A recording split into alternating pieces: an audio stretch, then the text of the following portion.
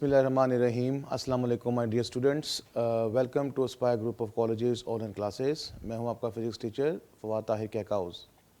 Students, आज हम लोगों ने लेक्चर नंबर 12 स्टार्ट करना है, जिसके अंदर हम लोगों ने बहुत इंपॉर्टेंट लॉन्ग क्वेश्चन जो हम लास्ट लेक्चर से स्टार्ट हम लोगों ने किया है, वेक्टर प्रोडक्ट, क्रॉस प्रोडक्ट, उसको हम लोगों ने कंटिन्यू करना है और कंप्लीट करना है। तो लास्ट लेक्चर की बात मैं आपसे कुछ थोड़ी सी रिपीट कर दूं ताकि हम लोग इसमें अंदर एक रिदम में आ जाएं। लास्ट लेक्चर में आपको बताया था मैंने, अगर हमारे पास दो वेक्टर्स एक दूसरे के साथ मल्टीप्लाई हों और आंसर में हमें वेक्टर क्वांटिटी दें तो हम उसके प्रोडक्ट को वेक्टर प्रोडक्ट कहते हैं। क्योंकि ये क्रॉस के साथ रिप्रेजेंट होता है इसलिए इसका नाम क्रॉस प्रोडक्ट रखा गया था। फिर इसका फॉर्मूला आपके साथ शेयर किया गया था, A cross B equals to A B sine theta N unit vector. मैंने आपको स्पेशली लास्ट लेक्चर में बोला था, ये जो एन यूनिट वेक्टर है इसको बहुत ध्यान से समझना है। ये नॉर्मल यूनिट वेक्टर है जो कि नॉर्मल डायरेक्शन को शो करता है। हमने इसको एग्जांपल्स के साथ पढ़ा, टॉर्क और फोर्स इसकी एग्जांपल्स को देखा। देन इसकी फ़िज़िकल इंटरप्रिटेशन में हमने एक डायरेक्शन निकालने का रूल सीखा, राइट हैंड रूल, जिसके मुताबिक आप कॉमन एक्सिस को राइट हैंड में होल्ड करते हैं और फिंगर्स को क्रॉस की डायरेक्शन में रोटेट करते हैं, एंटी क्लॉकवाइज डायरेक्शन या क्लॉकवाइज डायरेक्शन में। अगर आप इसको एंटी क्लॉकवाइज रोटेट करते हैं, लाइक आपके पास प्लेन ऐसे है और आप इसके एक्सिस को होल्ड करते हैं, फिंगर्स को एंटी क्लॉकवाइज रोटेट करते हैं तो थंब अपवर्ड आता है, और अगर प्लेन आप लोगों का ऐसे है तो फिर थंब आउटवर्ड हो जाता है। इसी तरह अगर आप क्लॉकवाइज रोटेट करवाते हैं, प्लेन इस तरह से है और आप क्लॉकवाइज की डायरेक्शन में फिंगर्स को रोटेट करते हैं तो थंब डाउनवर्ड हो जाता है, और अगर प्लेन आपका इस तरह से है तो थंब इनवर्ड हो जाता है। तो आप लोगों ने डिटेल्ड डायरेक्शन के बारे में लास्ट लेक्चर में देखा और फाइनली हम लोग एक रिज़ल्ट पर पहुंचे थे। वो रिज़ल्ट ये था कि हमारे पास क्रॉस प्रोडक्ट नॉन कॉम्यूटेटिव होता है, यानी कि ए क्रॉस बी क्रॉस ए के इक्वल नहीं आता। और हम इसको इस तरह से भी कह सकते हैं कि अगर हम वेक्टर की पोजीशन को इंटरचेंज करें तो नेगेटिव साइन अपीयर हो जाता है। यहाँ तक स्टूडेंट्स हम लोगों ने लास्ट लेक्चर में पढ़ा था। अब मज़ीद इसको आगे लेके चलते हैं। समरी मैंने आपके साथ शेयर की है कि एंटी क्लॉकवाइज डायरेक्शन में हमारे पास या आउट ऑफ प्लेन होगा या अपवर्ड होगा, it depends on the position of plane. अगर क्लॉकवाइज डायरेक्शन में है तो इनटू द प्लेन होगा, डाउनवर्ड होगा। और लास्ट में देखें तो क्रॉस प्रोडक्ट नॉन कॉम्यूटेटिव है, यानी कि नेगेटिव साइन अपीयर हो जाता है अगर हम इनकी पोजीशंस को इंटरचेंज करें। ये तीन मेन पॉइंट्स आप लोगों ने स्टूडेंट्स ज़हन में रखने हैं। नेक्स्ट हम इसकी प्रॉपर्टीज़ को स्टार्ट करते हैं। पहली property, vector product is non commutative, जो कि हम ऑलरेडी ही पढ़ चुके हैं कि ए क्रॉस बी क्रॉस ए के इक्वल नहीं होता, या आप कह सकते हैं कि पोजीशंस को इंटरचेंज करें तो नेगेटिव साइन अपीयर हो जाता है। सेकंड प्रॉपर्टी है vector product of two parallel और एंटी पैरेलल वेक्टर्स, कि अगर वेक्टर्स हमारे पास पैरेलल हों या एंटी पैरेलल हों तो फिर क्रॉस प्रोडक्ट क्या होगा। पैरेलल में आपको मालूम है एंगल 0 डिग्री बनता है। दो वेक्टर्स मैंने कंसिडर किए ए और बी पैरेलल, जब इनका क्रॉस प्रोडक्ट देखा तो एंगल 0 बना, साइन 0 0 होता है, तो हमारे पास 0 एन यूनिट वेक्टर आ गया। बिल्कुल ऐसे ही एंटी पैरेलल में एंगल 180 होगा, साइन 180 भी 0 होता है, तो हमारे पास again result 0 N unit vector आया। बेटा इसको ज़रा गौर से देखिए, हमारे पास ये चूँकि क्रॉस प्रोडक्ट है, क्रॉस प्रोडक्ट के नतीजे में हमारे पास हमेशा आपको मालूम है कि अगर वेक्टर आए तो वो वेक्टर प्रोडक्ट होता है। अब ऐसा वेक्टर सोचिए जिसकी मैग्नीट्यूड 0 हो और डायरेक्शन भी हो, तो ऐसा वेक्टर आपको याद आएगा कि वो नल वेक्टर होता है। इसका मतलब ये हुआ कि अगर वेक्टर्स हमारे पास पैरेलल हुए या एंटी पैरेलल हुए तो हमारे पास नल वेक्टर अपीयर होगा। ऐसे ही सेल्फ मल्टीप्लिकेशन अगर देखें, यानी कि वेक्टर की मल्टीप्लिकेशन वेक्टर के साथ ही, तो फिर आप जानते हैं कि ए को जब ए से मल्टीप्लाई करेंगे तो एंगल 0 बनेगा, साइन 0 0, तो सब कुछ 0 हो जाएगा, तो अगेन हमारे पास नल वेक्टर अपीयर होगा। नेक्स्ट प्रॉपर्टी है कि अगर वेक्टर्स हमारे पास परपेंडिकुलर हों तो फिर क्या होगा। बेटा वेक्टर्स परपेंडिकुलर हो मींस कि इनके दरमियान में एंगल 90 डिग्री हो, तो क्रॉस प्रोडक्ट के अंदर अगर हम 90 डिग्री इसमें पुट करते हैं तो हमारे पास एक नया वेक्टर आता है जिसकी डायरेक्शन नॉर्मल होगी। बेटा ये बहुत इंपॉर्टेंट प्रॉपर्टी है, इसको ज़रा ध्यान से फिर से सुनिए। इसका रिज़ल्ट ये है कि अगर हम दो परपेंडिकुलर वेक्टर्स को आपस में मल्टीप्लाई करते हैं तो आंसर में एक नया वेक्टर आएगा जो कि उन दोनों वेक्टर्स के प्लेन के परपेंडिकुलर होगा। मैं फिर से रिपीट कर रहा हूँ, cross product of perpendicular vectors gives a new vector which is normal to plane containing the vectors. ठीक है, अगर हमारे पास एक्स एक्सिस और वाई एक्सिस का नॉर्मल देखा जाए तो वो क्या बना, जेड एक्सिस।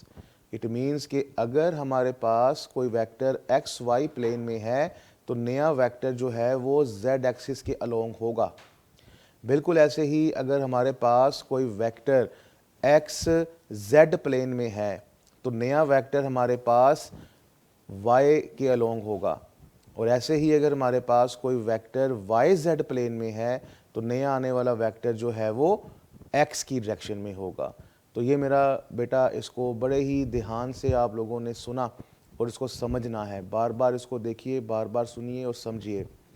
नेक्स्ट प्रॉपर्टी हमारे पास है यूनिट वेक्टर से रिलेटेड, कि यूनिट वेक्टर में हमारे पास फिर वैसे ही सिमिलर और डिसिमिलर केस होंगे जैसे हमने स्केलर प्रोडक्ट में पढ़ा था। सिमिलर में हमारे पास आई क्रॉस आई है, यानी कि आप जानते हैं कि क्रॉस लिया जाए तो A B sine theta N unit vector आता है, तो magnitude of first, magnitude of second, sine of the angle between the two vectors और साथ में एन यूनिट वेक्टर। चूँकि एंगल बेटा 0 है, साइन 0 0 होता है, तो सब कुछ जो है 0 हो जाएगा। बिल्कुल ऐसे ही जे क्रॉस जे भी 0 हो जाएगा, के क्रॉस के भी 0 हो जाएगा। यूँ आप लोगों ने ये सीखा कि अगर हम सिमिलर यूनिट वेक्टर्स का क्रॉस लें तो हमारे पास रिजल्टेंट 0 आता है। अगर डिसिमिलर को देखें तो डिसिमिलर में हमारे पास आई क्रॉस जे है। अब आई क्रॉस जे है तो यही फॉर्मूला अप्लाई करें तो magnitude of first, magnitude of second, sine of the angle between the two vectors. अब यहाँ पर मैंने एंगल 90 लिया, क्यों? क्योंकि आई जो है वो एक्स एक्सिस को रिप्रेजेंट करता है, जे वाई एक्सिस को रिप्रेजेंट करता है, तो दोनों एक्स और वाई में एंगल कितना होता है बेटा, 90 डिग्री होता है। बिल्कुल। अब आपको मालूम है कि साथ में यूनिट वेक्टर भी आता है और वो यूनिट वेक्टर नॉर्मल डायरेक्शन को शो करता है। मैंने अभी आपको पिछली प्रॉपर्टी में ये बात बहुत रिपीटेडली समझाई कि वेक्टर जिस प्लेन में होगा रिजल्टेंट उसके नॉर्मल आएगा। मींस अगर आप आई क्रॉस जे को ध्यान से देखें, आई अलोंग एक्स एक्सिस, जे अलोंग वाई एक्सिस, तो आई और जे का नॉर्मल क्या बना, के। बिल्कुल, तो लिहाजा यहां पर हम एन की बजाय के लिखेंगे। तो स्टूडेंट यहां पर साइन 90 हमारे पास 1 है, तो रिजल्टेंट हमारे पास आ गया के यूनिट वेक्टर। मींस के आई का क्रॉस अगर जे से लिया जाए तो हमारे पास के यूनिट वेक्टर आता है। सेम इसी पैटर्न पर अगर आप जे क्रॉस के देखें, जे और के नॉर्मल क्या होगा, आई, और ऐसे ही हम के क्रॉस आई देखें तो क्या होगा, जे। तो आप स्टूडेंट इसमें एक चीज़ को गौर कीजिएगा, मैंने यहाँ पर साइक्लिक ऑर्डर का ध्यान रखा है। साइक्लिक ऑर्डर से मुराद कि अगर मैं यहाँ पर एक सर्कल सा बनाऊँ और मैं यहाँ पर लिखूँ कि ये आई है, ये मेरे पास जे है और ये मेरे पास के है, तो फिर मैंने पहले क्या किया, मैंने आई का क्रॉस लिया जे के साथ, फिर जे का क्रॉस लिया के साथ, और फिर के का क्रॉस लिया आई के साथ। तो इस तरह से आपको याद करने में थोड़ी सी आसानी हो जाएगी। एक और चीज़ ज़रा नोट कीजिए, बहुत इंटरेस्टिंग, मैं जोन से डिफरेंट यूनिट वेक्टर्स का क्रॉस लेता हूँ आंसर में तीसरे वाला आता है। मीन्स कि अगर मैं आई और जे का क्रॉस लेता हूँ तो आंसर में तीसरे वाला के आ रहा है। अगर मैं जे और के का क्रॉस ले रहा हूँ तो आंसर में तीसरे वाला आई आ रहा है।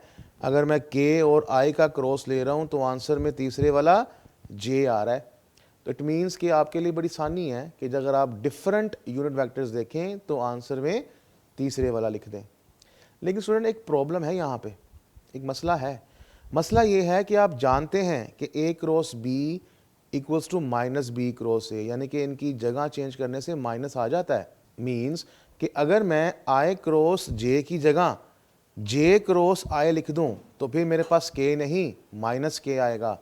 ऐसे ही जे क्रॉस के की जगह अगर मैं के क्रॉस जे लिख दूं तो माइनस आई आएगा, और अगर मैं के क्रॉस आई की जगह आई क्रॉस के लिख दूं तो माइनस जे आएगा।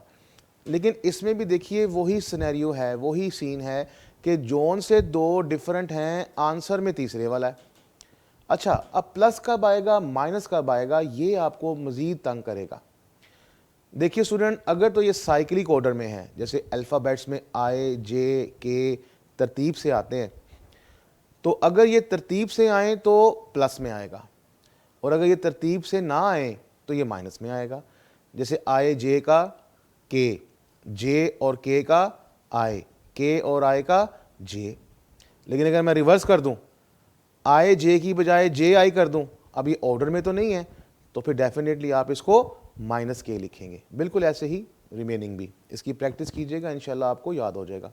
नेक्स्ट बेटा, अगर उसने वेक्टर्स हमको रेक्टेंगुलर कंपोनेंट्स में दे दिए, लाइक ए हमारे पास ये है, बी हमारे पास ये है, बिल्कुल ऐसे ही जैसे हम लोगों ने पहले स्केलर प्रोडक्ट में किया था।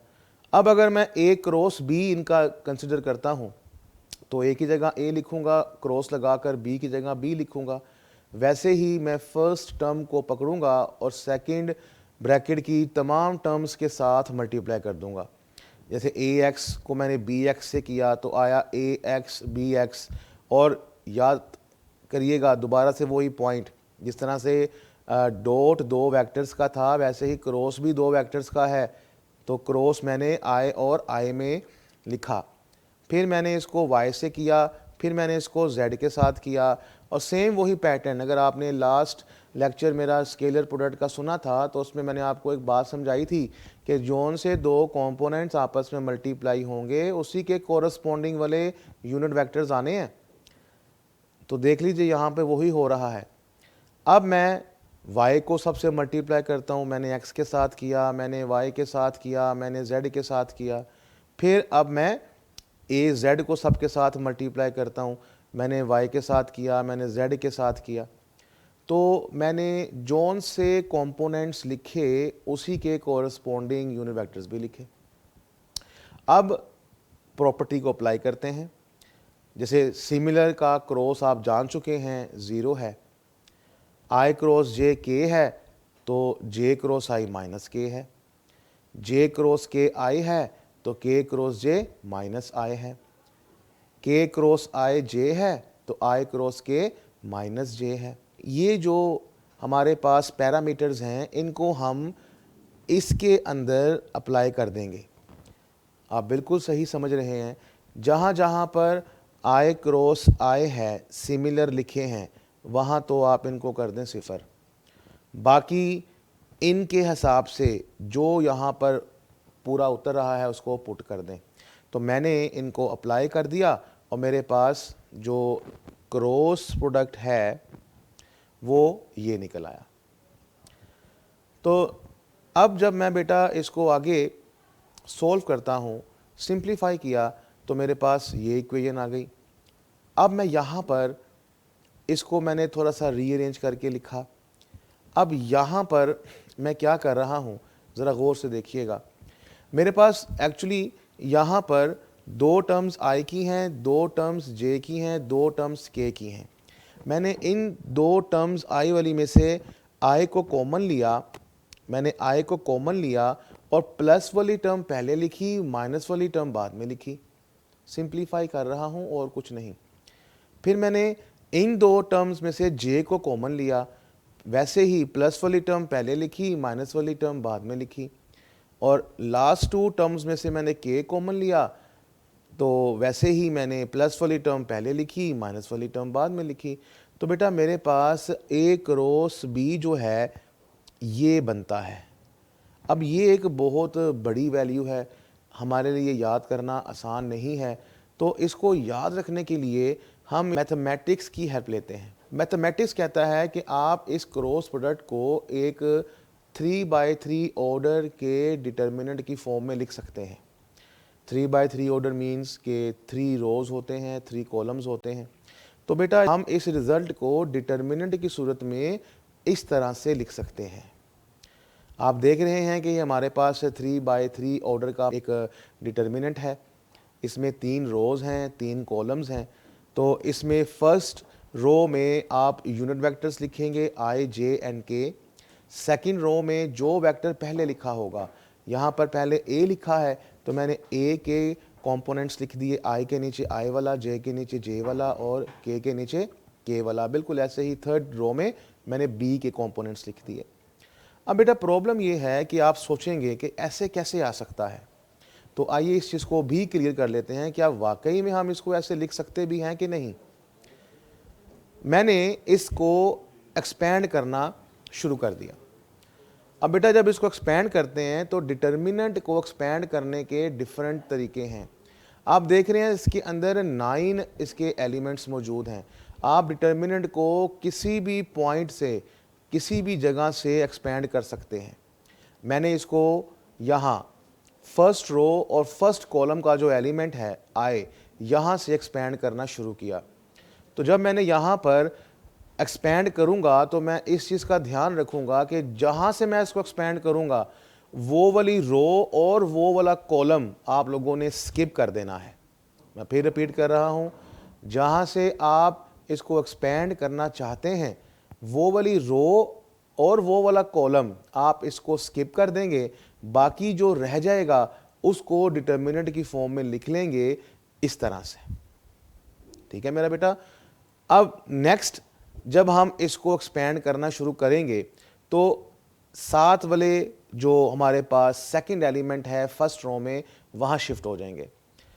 डिटर्मिनेंट का असूल है कि हम अल्टरनेट साइंस इस्तेमाल करते हैं।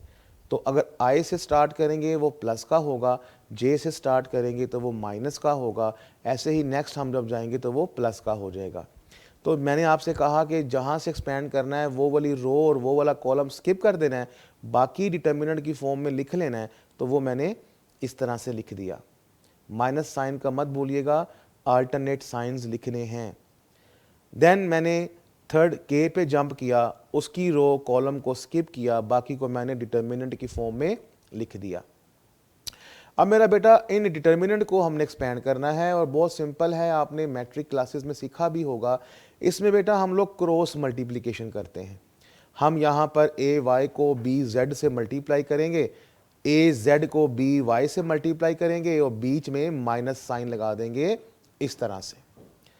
तो ये क्रॉस मल्टीप्लिकेशन का मेथड है, सेंटर में माइनस साइन लगाते हैं।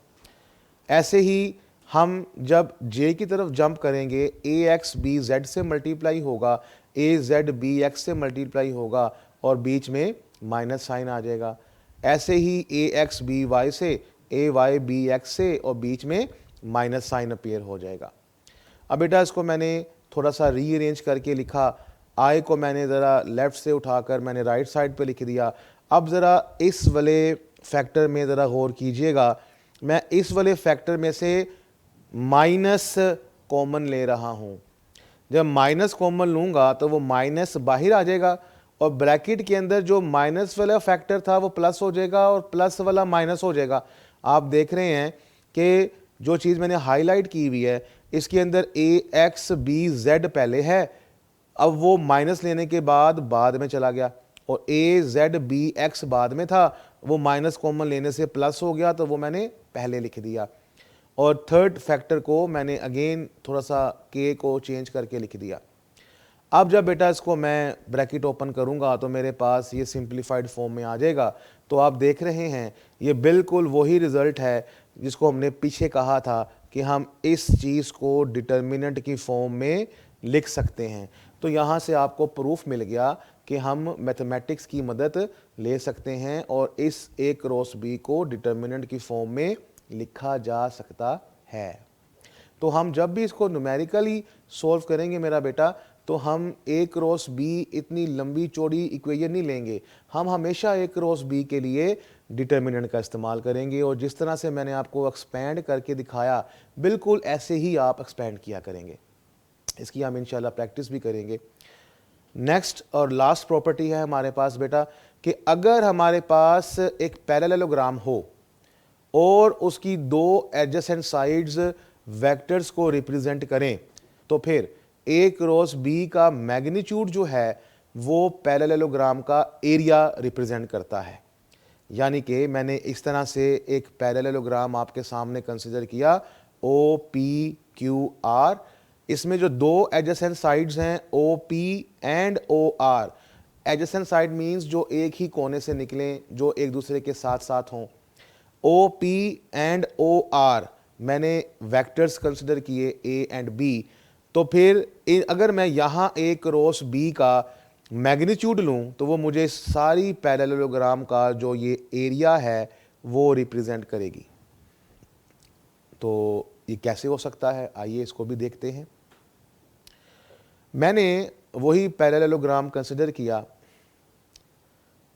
और यहाँ आपने नोट किया मैंने आर और पी को आपस में एक लाइन से जोड़ दिया। इसको जोड़ने से इसको डायगोनल कहते हैं। डायगोनल जो है वो पैरेललोग्राम को दो बराबर ट्राइंगल्स में डिवाइड कर देता है। तो यहाँ पर हमारे पास दो ट्राइंगल्स हो गई, एक ट्राइंगल ये और एक ट्राइंगल ये। आइए इसको देखते हैं। हमारे पास चूंकि A cross B A B sine theta N unit vector होता है और अगर हम इसकी मैग्नीट्यूड लें तो यूनिट वेक्टर की मैग्नीट्यूड तो बेटा 1 हो जाती है। तो मैंने उसको 1 कर दिया, ये मेरे पास इक्वेशन नंबर 1 आ गई। अब मैंने आर से एक परपेंडिकुलर ड्रॉ किया ओ पी के ऊपर और जहां पर वो परपेंडिकुलर गिरा उसको मैंने पॉइंट एस कह दिया। ध्यान से देखिएगा, रेड कलर में शो किया है। ऐसा करने से मेरे पास एक ट्रायंगल बन गई ओ आर एस, बिल्कुल वाजिया तौर पर आपको नजर आ रहा है ओ आर एस। ये ओ आर एस जो है एक ट्रायंगल बन गई।